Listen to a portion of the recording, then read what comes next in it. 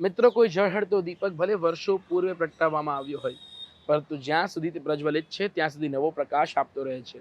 આવી જ કહાની છે અમદાવાદના 99 વર્ષીય બાની, જે આપણને સૌને પ્રેરણાનો પ્રકાશ પૂરો પાડે છે અને દેખાડે છે એમનું જીવન, કે જીવન એ લાંબુ નહીં પણ સુંદર જીવવું જોઈએ. ચાલો મળીએ આ બાને.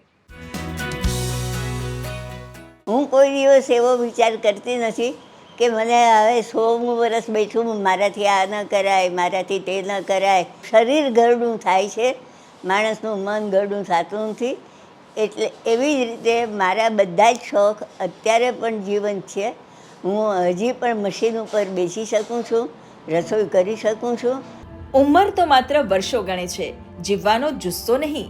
આ મિજાજ સાથે જીવતા આ છે અમદાવાદના મંદાકિનીબેન પટની.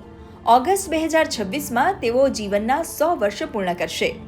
છતાં આજે પણ એમના ચહેરા પરનું સ્મિત અને જીવન પ્રત્યેનો સકારાત્મક અભિગમ એટલો રોચક છે કે તેમને જોઈ સૌ કોઈ બોલી ઉઠે કે દિલ તો બચ્ચા હૈ જી. સારું જીવન જીવવા માટે પ્રવૃત્તિ જોઈએ.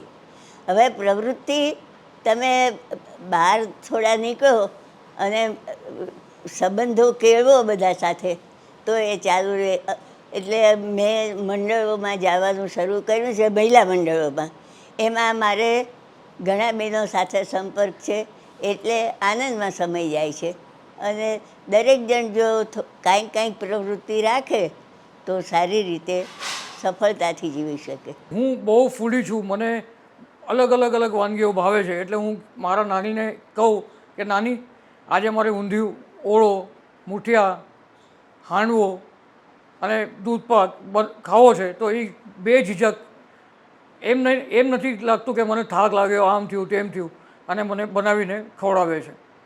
આજે મને 50 વર્ષ પૂરા થયા અને હું એની પાસે પ્રેરણા અને આશીર્વાદ લઉં છું કે એના જેવું જીવન તો નહીં, પણ જેટલું લખ્યું છે એટલું શાંતિથી જાય. આજના સમયમાં જ્યાં લોકો થોડી ઉંમરે જ થાકની વાતો કરે છે, ત્યાં મંદાકિનીબેન 99 વર્ષની ઉંમરે પણ એટલા ઉત્સાહથી જીવનને જીવી રહ્યા છે જાણે દરેક સવાર એમને નવું સ્વપ્ન આપી જાય છે. રોજ નવા ટાસ્ક સાથે ક્વોલિટી ટાઈમ કઈ રીતે પસાર કરવો તે તેમની રુચિ છે. નવરાત્રિના ગરબા હોય અને અમે ક્યાંક ભેગા થયા હોઈએ મંડળના નાતના ફંક્શનમાં, તો મમ્મી કહેશે કે આ ગરબો ગાઓ, આ ગરબો ગાઓ, તું ગૌરાવ.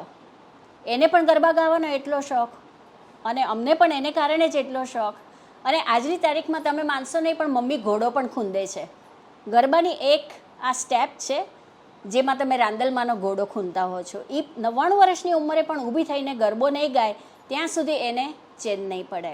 આટલા ઉંમરે પણ એના અમારા ફેમિલીમાં સેલિબ્રેશન્સ હોય છે, એમાં જવા માટે ઉત્સાહિત. સગાવાલાઓને મળવાનું હોય તો અમને કંટાળો આવે, એને નહીં આવે. મંદાકિનીબેનનો દીકરો વિદેશમાં છે, દીકરીઓ પોતાના પરિવારમાં વ્યસ્ત છે, પણ બા પોતાના નિજાનંદમાં રહીને પોતાના બધા કામ જાતે કરે છે. હજુ પણ સોશિયલી એંગેજ રહેવું તેમને ખૂબ ગમે છે. કોઈ સેવાનું કામ હોય, પરિવાર કે પડોશીનું કામ હોય કે પછી મહિલા મંડળ સાથે મળીને આનંદ કરવાનો હોય, દરેક પ્રવૃત્તિઓ તે મોજથી કરે છે. મંદા માસી એટલા બધા એક્ટિવ છે કે સવારમાં વહેલા ઉઠી જાય છે અને એમની રસોઈ પણ એમની જાતે જ બનાવે છે. આજની તારીખમાં પણ એમના કપડાં જાતે જ સીવે છે અને ઘરના નાના મોટા કામમાં એ ક્યારેય કોઈના પર ડિપેન્ડ નથી. એમ બધું જ કામ એમની જાતે એ કરી જ લે છે. પોતે MJ લાઇબ્રેરીમાં મેમ્બર છે, એટલે દર 15 દિવસે પુસ્તકો લઈ આવવાના, વાંચીને પરત કરવાના.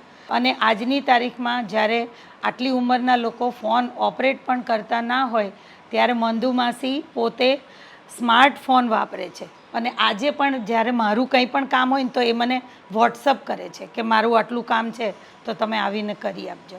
આળસ તજવું જોઈએ, બીજાને મદદરૂપ થવાની ઈચ્છા હોવી જોઈએ. ઈર્ષા અદેખાય એ જગ્યાએ આપણે હોય તો આપણને શું થાય એવા વિચારો આવવા જોઈએ. તો સ્વસ્થતાથી આપણે જીવન જીવી શકીએ. નિયમિતતા હોવી જોઈએ, સંતોષ હોવો જોઈએ. આ બધા જીવન જીવવાના સૂત્રો છે. આજના સમયમાં જ્યાં લોકો ખુશ રહેવાના કારણો શોધે છે, ત્યાં મંદાકિની બા દરેક દિવસને કારણ બનાવીને ખુશ રહે છે. એમની કહાની શીખવે છે કે સફળ જીવન એ નથી જેમાં માત્ર વર્ષો વધારે હોય, સફળ જીવન એ છે જેમાં ઉત્સાહ, સ્વાભિમાન, પ્રેમ અને શીખવાની ભૂખ ક્યારેય ઓછી થતી નથી, પરંતુ નિરંતર ચાલતી રહે છે. ગુડ ન્યૂઝ ગુજરાત માટે કૃણાલ ચૌહાણ સાથે ખ્યાતિ બાજપેયી જૈનનો રિપોર્ટ.